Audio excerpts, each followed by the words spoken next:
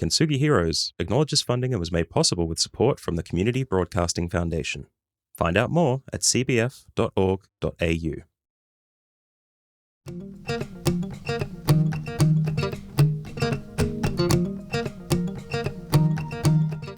Welcome to the Kintsugi Heroes podcast, where we share inspirational stories of everyday people going through different challenges and how they overcome them. Please be aware that the story you're about to hear may have moments of deeply felt emotions and personal experiences. If anything you hear has a triggering effect, please reach out to someone who can help keep you safe. If you love this conversation, we'd love you to like and share it with your friends so we can continue to share more inspiration and hope to as many people as possible. Now, listen up for our next hero story.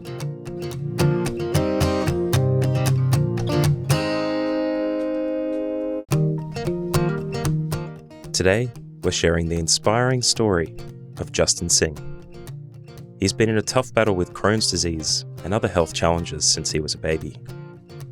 He's faced surgeries, loneliness, and tough times at school, but he never let his spirit break. Instead, he learned to laugh and find joy, even on hard days.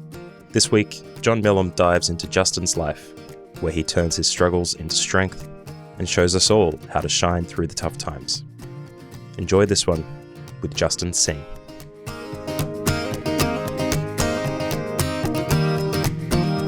So today at Kintsugi Heroes, our podcast, I'm joined by a friend of Kintsugi Heroes and an amazing bloke with a great story. So Justan Singh. Justan, welcome to Kintsugi Heroes. Thank you for having me on today, John. Mate, very excited to hear your thoughts because, listeners, Justan has had a long-term, many-year battle with Crohn's disease and the consequences of that, both physically, emotionally, including the medical interventions that you've had to deal with and the setbacks around that. And also then the impact on your lifestyle and how you interact with the world, which is probably something some people mightn't consider with long-term or chronic illness like you face. So, and I love, Justan, that your purpose now is defined by learning how to thrive with a disease. I notice that's how you state your mission. So I thought I might ask you, that's where you are, learning how to thrive and helping people with course and information and example.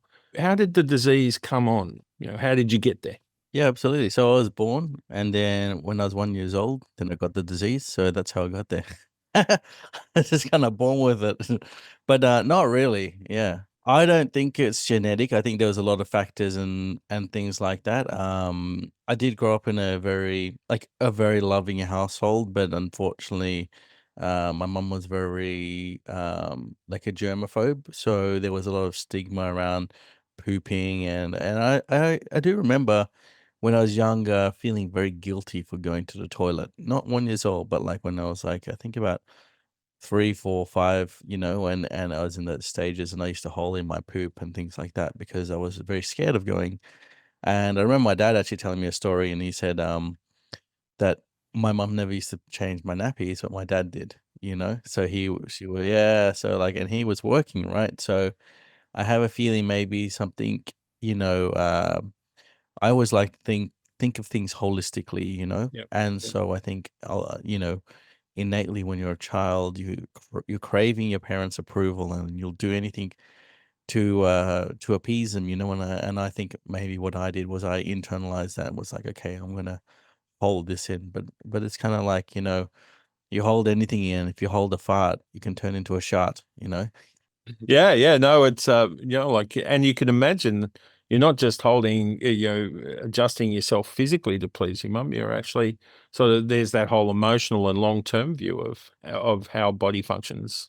Yeah, absolutely. And it's not her fault as well. Like, she had her own upbringing, and she had her own limitations, and at the end of the day, she brought like a lot of love and a lot of empathy and compassion, like, and she did the best that she could with the resources she got. So it's very interesting not to get to like I went for a phase I was really upset with her, and then not really upset because at the end of the day she did her best, and your best is all you can offer the world, really. Yeah, absolutely. Well, that's beautiful, mate. So, but the whole journey to accommodating it strikes me as a whole story in of itself, right? Understanding, getting to a place of acceptance. So, how has your illness like that informed your journey? It must have been tough as a young person, starting school with a chronic disease and all of that. How did that? Yeah, absolutely. Like, I think as a child, I didn't have a concept of what normal is. And so I just kind of thought, oh, okay, it's like kind of normal to, be lethargic all the time. It's kind of normal to have pain going to the toilet. It's kind of normal to have blood in your stools, and it's kind of normal to go to the toilet every hour of the day. And so that's where I kind of and even at nighttime, right? Like one every hour of the night going to the bathroom. I thought that was normal, and people told me it wasn't normal, but I don't know. It's kind of like saying, it's normal to have $10,000 passive income in your wallet a day and spend it whatever you want, and you're like, that's not normal to me. I don't know. I've got this limitation where I've got to go to work and I've got to put food on the table. So basically, the whole thing was like I did go through school, and it was very difficult because I was brought up in a yogic religion. So it was very peace. It was a lot of meditation, a lot of smiling and happiness. And we were taught how to be very virtuous. And so there was no smoking, there was no swearing, there was no sex, there was no violence, there was no, basically it was a lot of like care and love for each other. So like I remember going to school and like I failed everything, and every year I would get an award for smiling, right? And I was like, that's the only thing I did well. I failed everything. I failed like English and math, and English is my first language, by the way. Failed it all, but I was just so concerned, like all preoccupied my mind was to be happy in the moment while also not trying to shit my pants, which was quite daunting. But I never really got along with anyone in school because I always got called the curry muncher, and I always got called scrawny and skinny because I was so tiny. And I would notice kids like playing very rough with each other. I'm like, this doesn't make sense. Why are you like hurting each other? Why are you like pushing each other over in the playground? That doesn't make any sense to me. Like, why? So I never really got along with people at school. I wanted to be their friends. I would hang out with them and chase them, or like just like beg to be around them.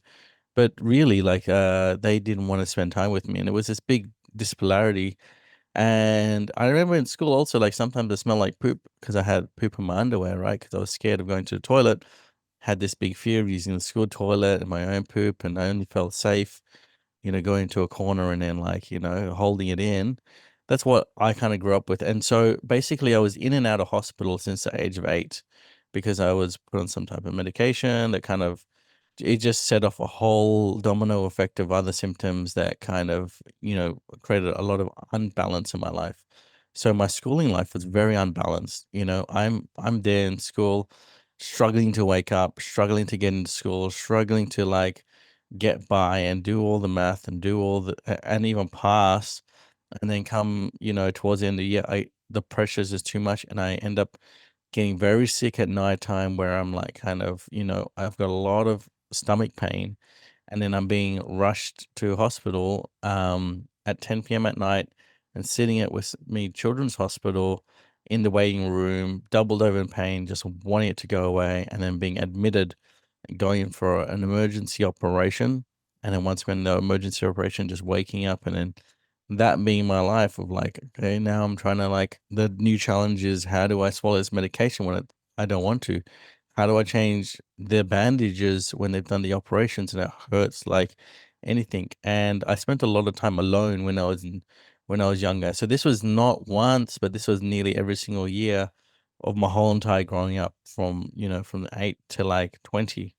And so, yeah. So then like, high school was even worse because like everyone's into the whole like, the cool kids, and here I was like waddling away. So appearance is massive at that age. Yeah. And of course, and anything, peers, anything that separates you or makes you different. So you've got cultural differences, you've got, emotional approach to the world, values difference, and then of course the physical differences. Mm. Yeah, absolutely. So, how did that feel? How did you cope with it? I guess like the way I coped with it was watching SpongeBob SquarePants, and my mom was always very empathetic, and she was very encouraging. She's like, "Don't worry, Sonny boy, you don't have to worry about working. You don't have to worry about anything in the world. You just have to be happy and just smile." And I just got brought up with that, and so it's pretty funny, isn't it? Like you on one hand, I'm like, I've got no friends, but on the other hand, it's like the biggest blessing, when I've got this beautiful thing where I'm like, oh, I don't have to chase the Mm, norm. I mm. don't have to chase and be better. I can just be myself. And that's, I think, one of the biggest struggles that a lot of children have growing up is like, how do you be yourself? So like I was so far removed, I had so much adversity that I didn't really care about school anymore. I didn't really care about making friends. It was really about just like surviving. So you were at the bottom of Maslow's pyramid, right? Just every day was about how can I survive? How can I, eat? Exactly. And like one of the most best moments would be when I like got let go from hospital, right? That discharged me, and then I would come home and my mum would, clean up the house, and I would be able to walk in, I would smell it, and it was just so fresh. And then she had made my bed, and I would just go straight into my bed because you remember I was in hospital with nothing of mine. It wasn't I was butt naked in a gown.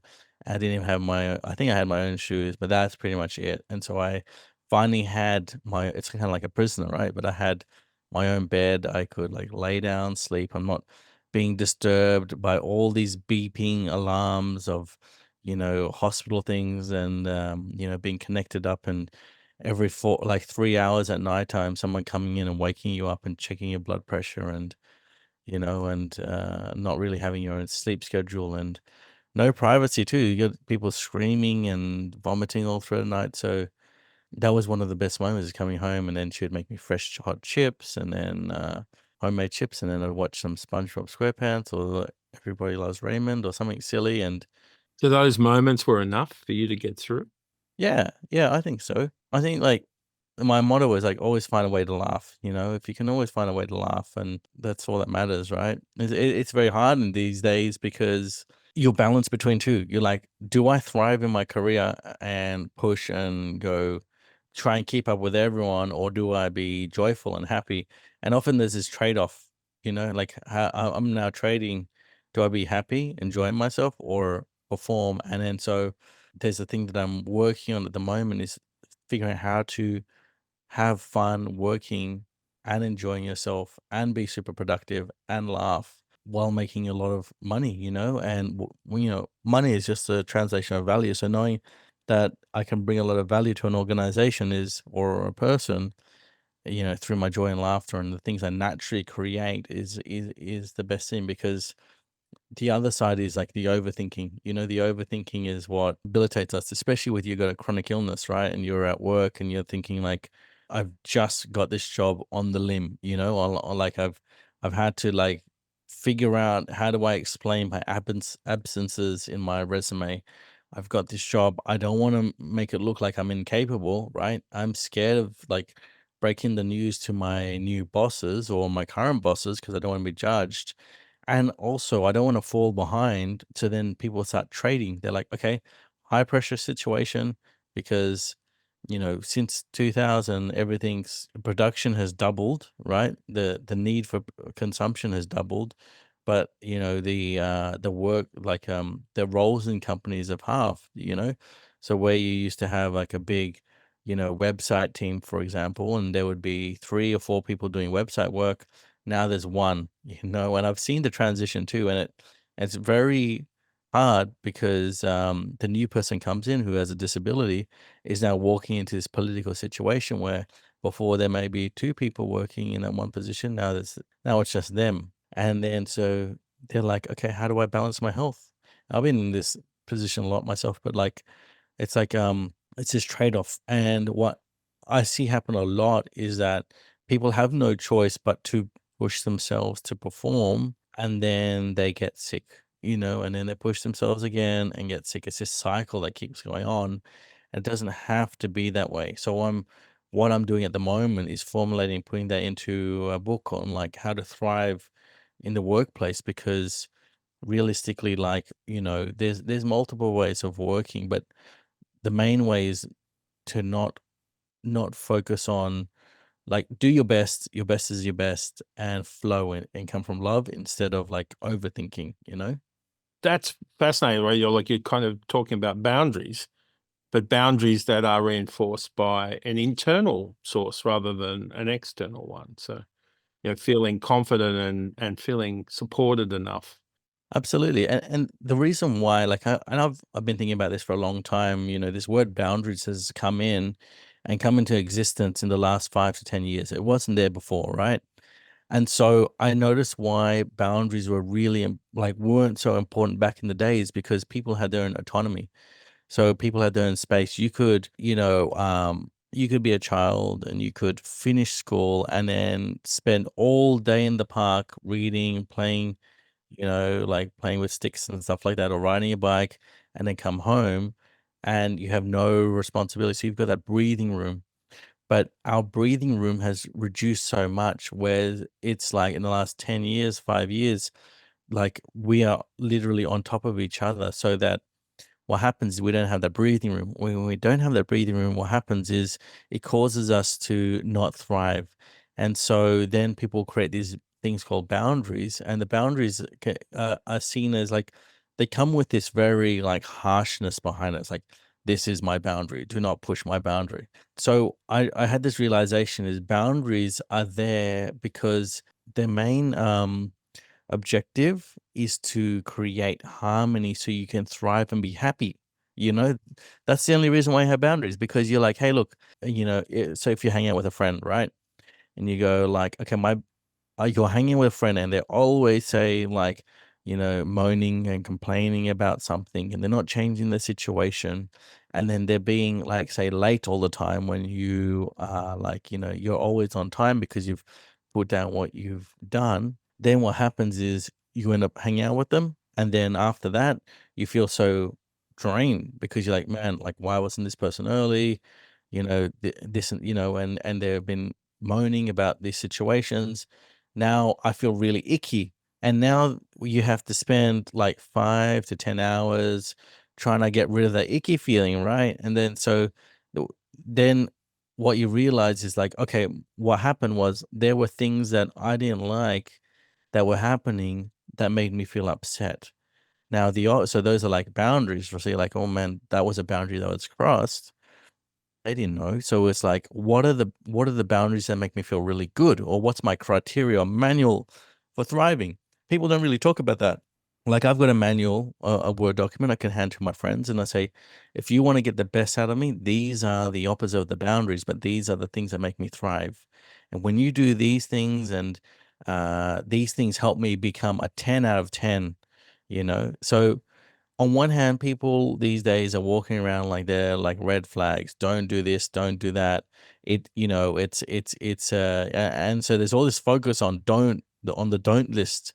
But how many people are looking at the green light, the green flags? Or so the red light, green light. No one's really talking about the green lights. And all you have to do is flip, just flip those red flags into green flags. Okay, I don't like people who are, who aren't empathetic. Well, what do you like then? I like people who are empathetic. So whatever you focus on is what kind of reality you start to create around you, or the filter you start to see things. Yeah, that's great. I like that idea. And it's interesting because you mentioned earlier on the idea of walking into a place with a disability. How do you relate to that, given your childhood, you had this home situation where you were accepting things that most kids would get into trouble for, like, oh, you're not doing well at school. How did that translate to your attitude about disabled? I now see that everyone has their own kind of limitations, their own, things that will make them like either crack or not perform to the 100% potential. So like, if we're talking about my disability, I used to see my disability as a bad thing, right? Now I turn it to the best thing that's about like that. I turn it into the positive opposite. The reason why that is because like my disability only limits me so much. I have a hard time functioning on less than 7 hours of sleep. I need to wake up later than earlier. I need, people to be more empathetic and nice instead of being like harsh and critical. I need the ability to go to sleep and have naps at 3 p.m. So these are like the little functions of my disability, right? That I need to work around. So if there's like say 5,000 things that a normal person can do, my disability may have limited me to do 4,300, right? Which means there's like 700 things I can't do. Now, if I keep focusing on like, oh, I can't do these other 700 things, then it's like, yeah, but I'm losing focus on the 4,300 things that I can do. So by focusing on the things that I can do, that allows me to thrive. And that's the whole premise of all of this is about thriving with what you got, being grateful what you do have, because at the end of the day you can't get back what you don't have anymore because it's not there anymore. So like, it's okay to mourn the loss but not stay stuck in it. Is that stuckness and that bitterness and resentment go, oh, like everyone else is, has the ability to thrive and all this thing, and I'm here stuck. It's like, so what? Like, yeah, I get it. I've lived with that, but it just makes you very bitter and upset. So what's the point? What is the point? We have to ask ourselves, what is the point of focusing on that? And there is no reason to stay stuck because it doesn't help us move forward. So it's interesting because you've mentioned, feeling good, being happy, joyful, thriving. How would you describe thrive? Thriving is like, well, you could go through the definition in the dictionary, right? My definition is like, no matter what happens, everything happens for the best. So when you have the ability to look at whatever happens as the best thing that's ever happened and the greatest thing that's ever happened, and look at the positive in that builds character, and that's thriving. Like, for example, I think I had like $100 bill or $200 bill, like $200 in my wallet. And I looked in my wallet today, and I'm like, oh, it's gone, and I'm like, okay, well, someone else is enjoying that money. It could be so like, why is this bad thing happen, and why did I lose it, and how could it be so clumsy? But I'm not going to grow from that. Well, it's a bit silly. So that's how I see it: is ability to be like resourceful and see the positive and the resource in the moment, because we always have an option. We don't have to respond in a negative way. We don't have to always look at how things were bad. Like some people say, well, like that just means you're suppressing your emotions. Well, actually, we got to ask, where does an emotion come from? An emotion isn't a spontaneous thing that like explodes out of nowhere. An emotion, like I always asked myself this a long time ago, what came first, the thought or the emotion? The thought has to come first because the thought is a perspective. The thought is how we look at and the perspective or the frame that we look at it. And if we always have a negative frame, of course we're gonna feel sad because the frame and the lens that or our criteria we're looking through it is not met. Then we go, okay, well, now I'm gonna be sad because there is a loss there. But if you change your criteria and you're like, how can I always see this as a gain? Then you're not gonna feel that emotion of loss and sadness. The suppression only comes from when you don't adjust your perspective. The perspective might be like, oh, like this person beat me and took something away from me, right? And then you go, oh, okay, no, now I need to not feel sad because I'm feeling sad. I need to feel happy. And then you're forcing the happiness, like, this is great, this is great. And it's like, no, that's not doing the work. That's just trying to sugarcoat the situation. You gotta adjust the whole thing about like, okay, how is this? Is this really, one way of looking at it is this person is taking advantage of me. What's the other way? Like, well, maybe this person is just really hurt, and they don't know the difference between me and someone else. So like maybe that's yeah. So it's very important to build this resource and this control of perspective with a disability, because with a disability there are very little things you can control, especially outside in the world, and especially when it comes to people's reactions. So the best thing you can do is control what you can control. And what is that? And that is your perspective. That is your way of seeing things. These are like one of the only things that we can really truly control, and we can adjust and create. And when we start there, that's when we start taking control of our life, because a life with disability is a life where we've lost control, and so it's like, how do you regain control? And that's the most important thing when it comes to disability, because the word disability implies lack of ability. But, a lack of ability comes down to lack of control. It means you don't have the ability to control something, right? So if you can have the ability to control your emotions, control your perspectives, then you don't live in this realm of disability. You live in the realm of full capability or resourceful capability. Yeah. It's interesting you say, like, it sounds really positive and engaging. In some ways, though, you would have, your journey through childhood and into adulthood, you didn't have any control over how the world saw you and how they interacted with you. And most people, react to shame or feel like withdrawing. How did you deal with that? Um, I it was like kind of the analogy of like a fishing line, So you're fishing in the deep sea, and you're struggling to pull in this really big fish, and your fishing line is there's so much tension because you're trying to pull the fish in, and then the fish is trying to pull away, and this tension keeps building and building and building, and then the most beautiful moment is when uh the fishing line snaps because there's no more resistance.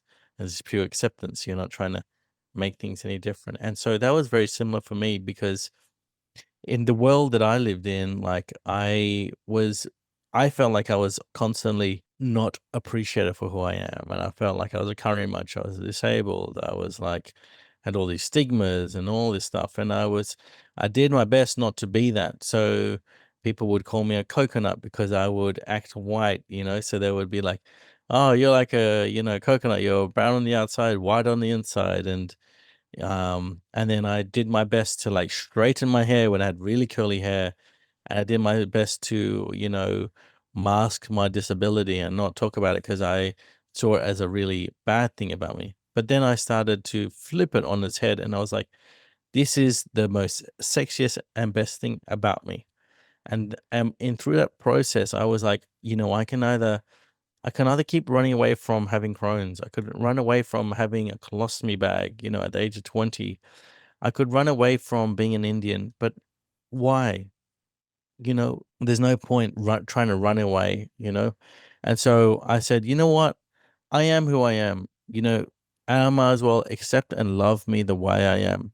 And if people don't love me, I'm done trying to fit in. I'm done trying to convince them to like me and, put on an act to be someone I'm not, because I'm not that cool person who goes out drinking. I'm the person who likes staying at home and watching movies. I'm not that cool person who likes doing, like motorsports and going out clubbing. I'm that person who likes to just, watch, go to the beach and go for a walk and do some sewing and make some perfume. So like, like these things, we grow up in this culture where there's all these expectations of what you shouldn't be. And then I just said one day, you know what, stuff it. I'm just gonna be me, and I'm gonna love who I am. And I remember, like, for context, for people who are listening or watching outside Australia, there's a place called Bondi Beach. So Bondi is really whitewashed. You've got a lot of like white people there, and it's very confronting, especially as an ethnic person, because it's you get looked down upon there quite a bit, or so I thought. And I said, you know what? I've got this colostomy bag. I'm going to go to Bondi and I'm just going to get comfortable being there. And I always felt so uncomfortable going there.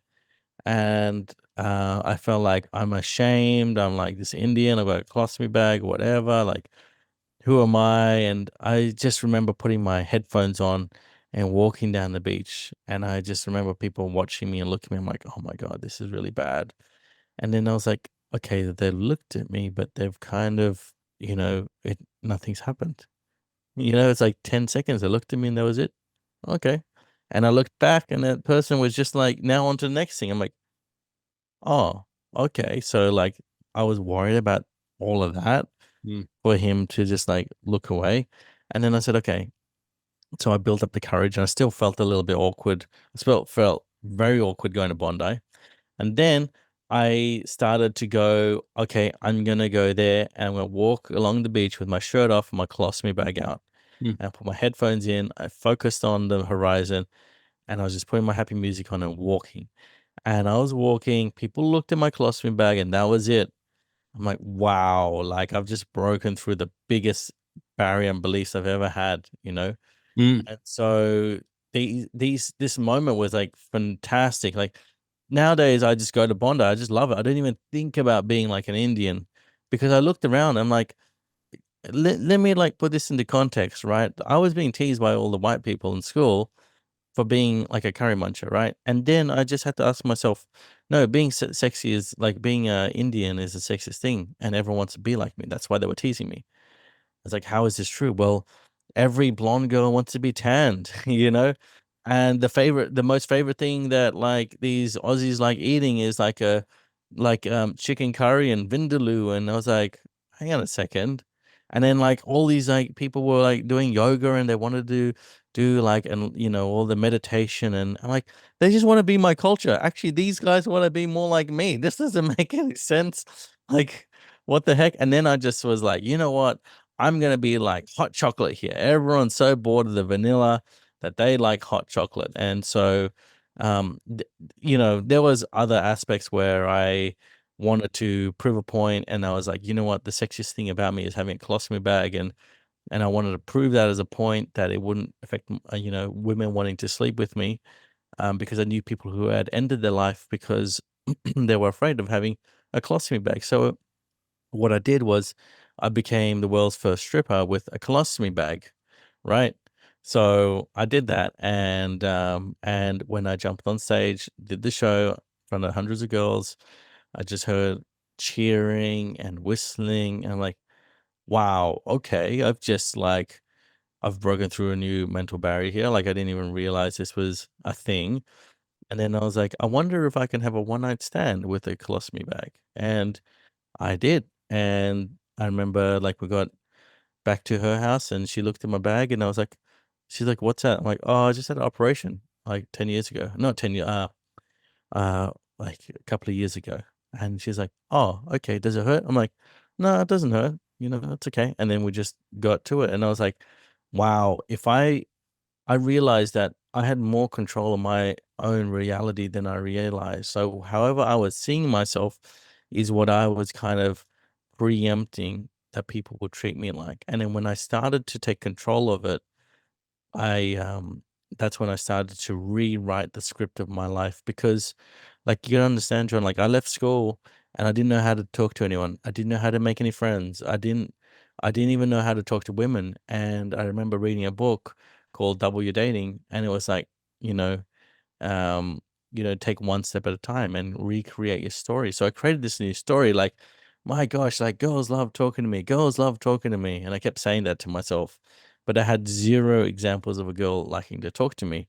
And so I wrote this down on a notepad, girls like talking to me on a post-it note.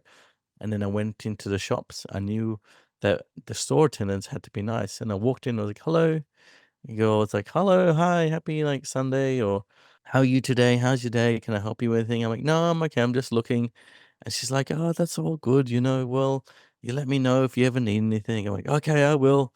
And then I left the shop and I wrote down, girls like me, just like the girl in YD, and then I went to another shop and I just kept building these tiny little experiences of where the positive opposite was true. So I went to another shop And the same thing. And I left the shop feeling, oh my gosh, like girls love talking to me.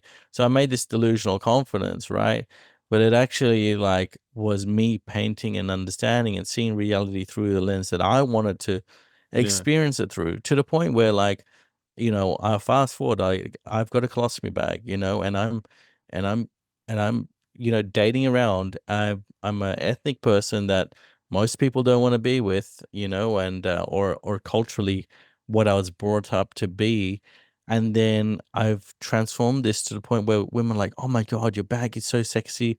The sexiest thing about you is your bag, like, or your Crohn's, like, that's so cool. You're so inspiring. And I'm like, whoa, holy moly. This is completely different.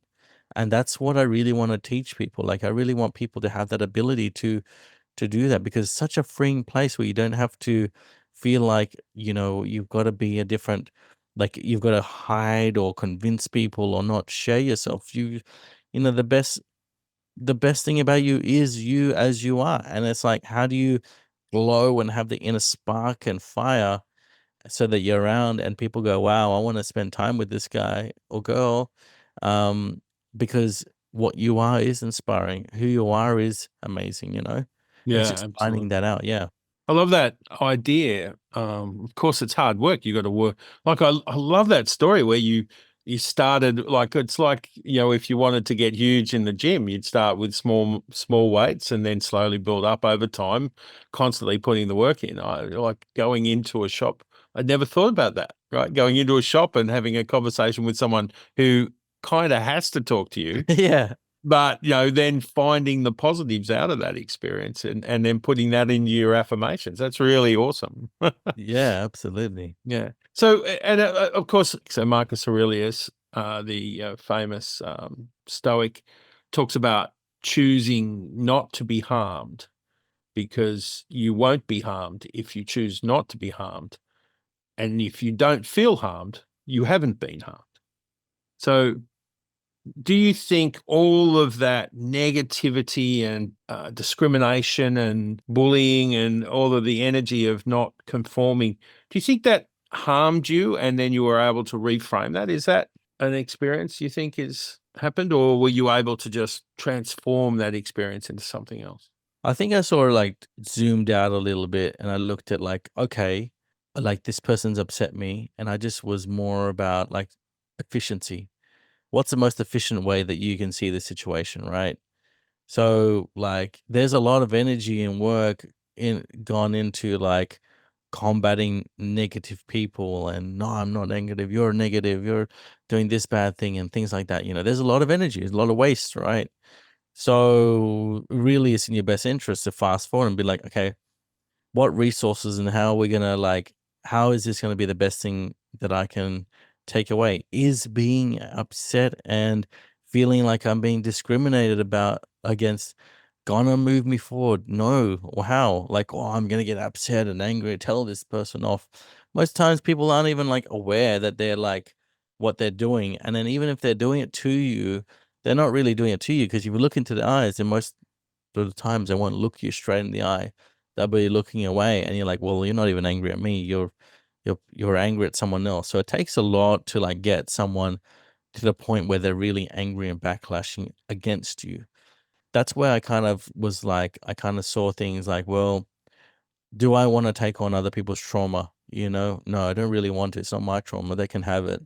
So it's just like, okay, they're more like statues and they've got their own opinions, but they're not going to change. If I try and push and change a statue to be different, then it's not going to change. So why I spend time trying to battle these statues? And I see a lot of people walking around and arguing with statues and being like, you're so mean, you're so this, and you can't be judgmental. Judgmental is bad. And all this, like, I'm sorry to say, but sometimes like, advocacy is amazing, and sometimes it becomes like this, it becomes a war. And I'm like, I've been around through the whole thing, right? And there's no point standing up and getting really upset at people, because then we become no better. The best thing is to shine bright with positivity and be like, okay, cool. Yep. Like I could parade around and be like, discrimination because I got fired because of my Crohn's, and unfairly dismissed and all this stuff. No point. Right. Why? Like, am I gonna spend 3 years going through the court system and like, and just to prove a point? Or am I going to spend my time with people who appreciate and really uplift me, Or am I going to be so upset and angry, like, hey, you need to like not hate on Indian people, and you need to be nice to them. Well, that just makes people want to be even more less nice. And so I might as well like, man, being Indian's awesome. Like, freaking, we're really cool. We know how to cook curry. We know how to like, we're the people who invented Kama Sutra, and we're the whole people who like invented how to be like, really good in bed and all this stuff, and so like you just kind of like the more you shine brighter, then you start becoming a lot more like attractive and alluring. Like a lot of people didn't know what a colostomy bag was and thought it was an old person's thing. And I said, okay, well, this is not really defined properly. It's definitions from an old school mentality. And I said, a colostomy bag is an upgrade. People are like, what do you mean an upgrade? I'm like, yeah, like, have you ever been out at a club at nighttime and you've been busting to go into the bathroom? You're like, yeah. And you're like, I don't have to because I've got a bag. They're like, what do you mean?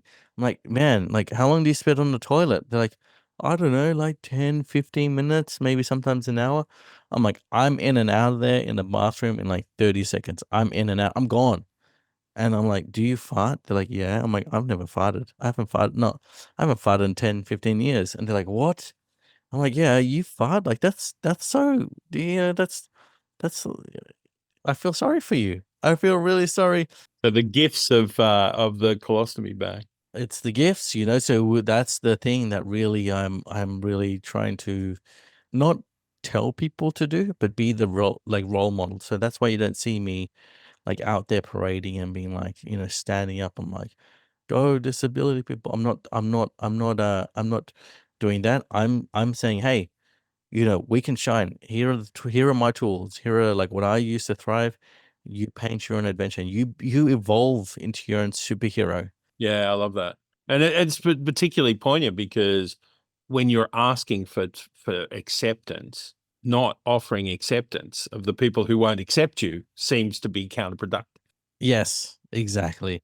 Yeah, I love that idea. Again, my guru Marcus Aurelius, my man from another time, he talks about the best kind of revenge is to not be like your enemy. So I love that idea that you've spent so much energy moving beyond the people who try to to make your experience unpleasant. Yeah, absolutely. Like, would you rather spend an hour arguing with someone who's like hard headed, or would you rather spend an hour laughing and having fun with your friends and doing really fun things? And what would you rather do? Yep. Like have what's it called, keyboard warrior wars with each other? That's stupid. Go like watch some fun things and do fun things. Like, life's too short. Like, this is the other thing is like a lot of people with disabilities, like they've cheated death. They've cheated, like, as in like not cheated, but like, there's the biggest gift there. Like, you've come back to life and you're like, whoa, okay, I don't need to be in this matrix of performance. I can be in the world of enjoyment, because like, enjoyment is free, really. Like, it comes, like, really think about it, enjoyment comes from within. Like, there, everything gives us permission to enjoy ourselves. Like, you can't buy a Lamborghini or buy a Ferrari and feel happy because of the Lamborghini. It's the permission the Lamborghini gives us to be happy, because there's no dopamine inside of a Ferrari, but the dopamine is released within yourself. So it's like this permission is where the power is. Like, we've come into a society where like the permission to be happy comes from outside. That means you have to climb and become certain things, which is what makes us all so sad, is we can't get to the career goals and the life goals that people are doing.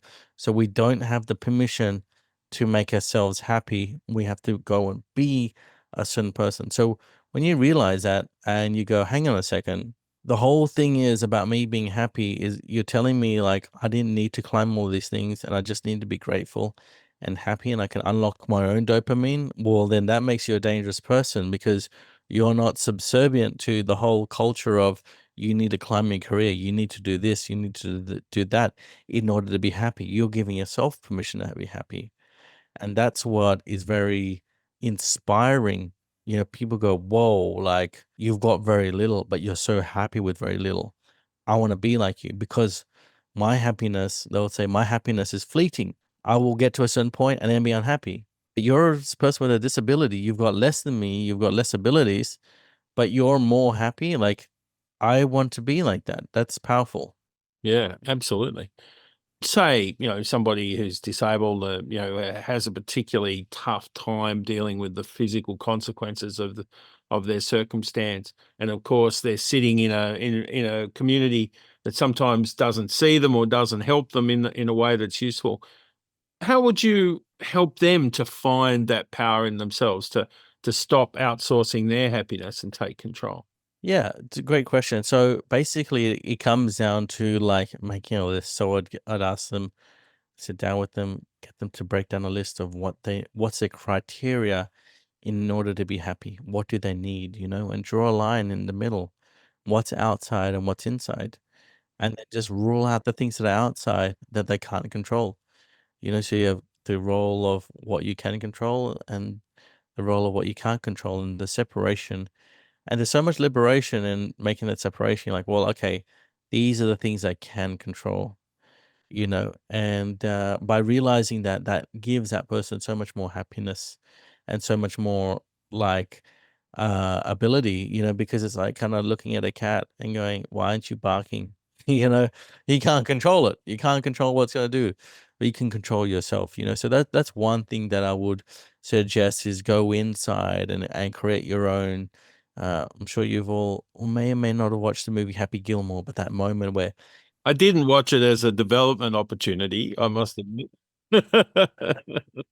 well, it's an amazing development I must opportunity. have missed that. I've got to go back and look for the gold in it. Yeah, yeah. Yeah, why wouldn't you go in your hole? I like that scene. But it's really about like he finds that happy place in his mind, and that's really where you create that happy place.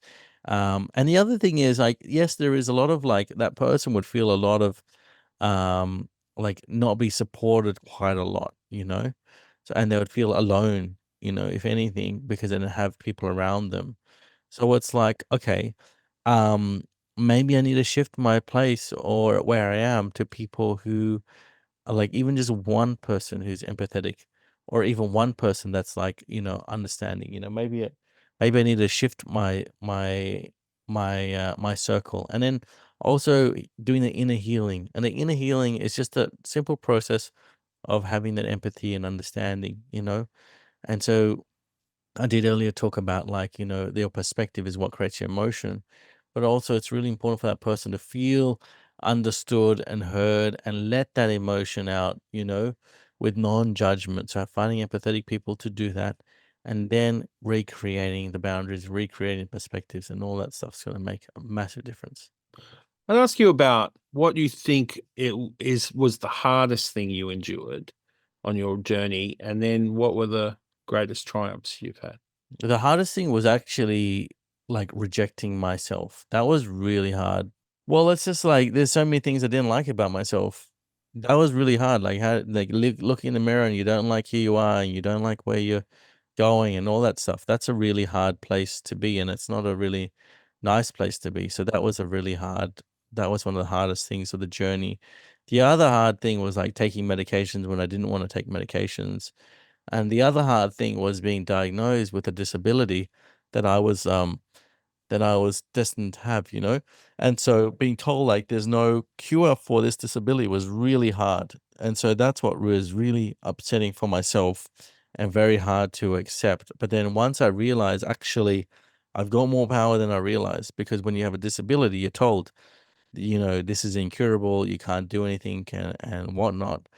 That's when you start to that's when it becomes very, very hard to live, because you're like, okay, I've got this thing that's out of control. And the biggest blessing is when I started to break down that belief. I'm like, no, actually, I can control these things. And when I started questioning, that's when I started to see things a lot more differently, and then I was like, whoa, actually, there are these things that was left out, and I can control them. And so that's when I started to revolutionize and change my health for the good. So those moments of hardness, you managed to hang on and navigate till you learned how to change them for the good. Absolutely, because like at the end of the day, there's like it's like I say, being diagnosed with a chronic illness is like being plonked into a dark tunnel, and you can see only one speck of light in the far distance. And the whole thing is about taking one step after another towards the white light. Now I'm saying like to go, I'm not saying to like if you see the white light and you pass out to go to light. I'm not talking about that. I'm talking about like you're walking one step further to the goal of like freedom. And that's all it is just one step at a time and just enjoying the step. Because if you stop and you like kind of dwell on what you don't have, you can get sucked into that you can get sucked into the abyss of darkness. Yeah, fantastic.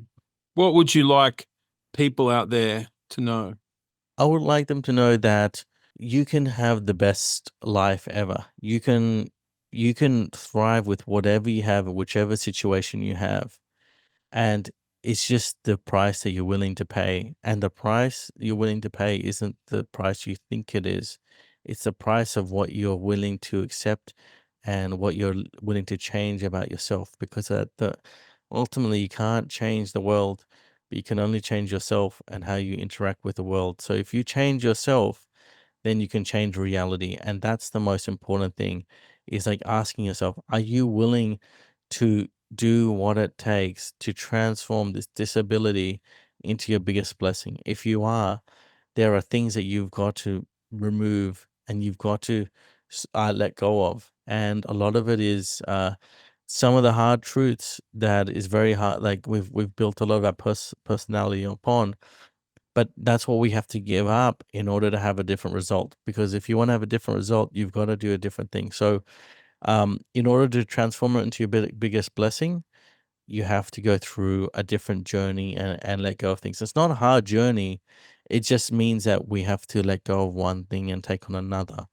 And even though it's a big sacrifice, like there's no magic pill of like, hey, just say these two mantras and you're gonna be happy. And no, it's like you've got to like rewire yourself. And when you rewire yourself, it's the most beautiful thing ever because you remove those buttons that were triggering. You remove those triggers that were like you're doing the operation to remove the things that used to really upset you.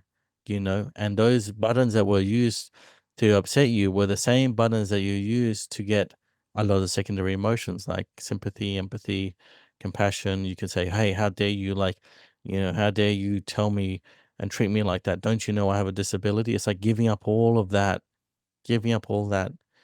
and just parking it to the side and then installing new empowering things. So you don't go like, okay, you don't play that game.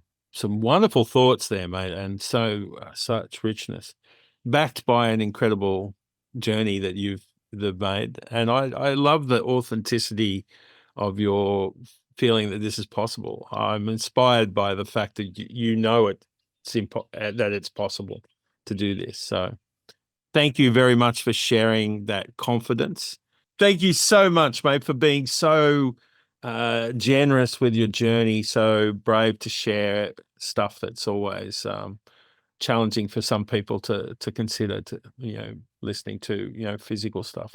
And good luck with your sharing the message. So here's a time, mate. Is there something people can connect with you over or look for? Absolutely. So you can go to my my Instagram, which is thriving.with.crohns, and you can follow me there. And I've got a book and a course coming out very soon, which teaches people how to like you talked about turning their disability into their blessing, and that leads on to a whole bunch of other things about how to find your perfect relationship, how to find the perfect job that you're just flowing with yourself. Like so my mission is to instill that, give it away at a very low cost that everyone can afford, and so that everyone can thrive, so I'll have a lot of I've already got a lot of resources out there, so just DM me and ping me and I can send you the links. And So people out there, if you're inspired, reach out, find some resources from Justan or make contact.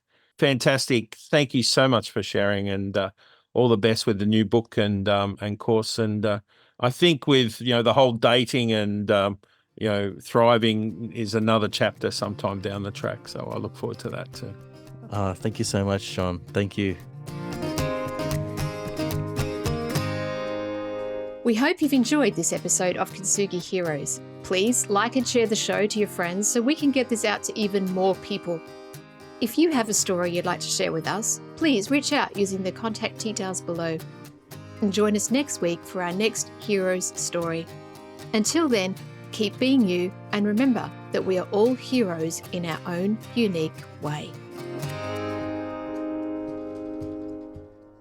Only when it's broken. Only when it's broken.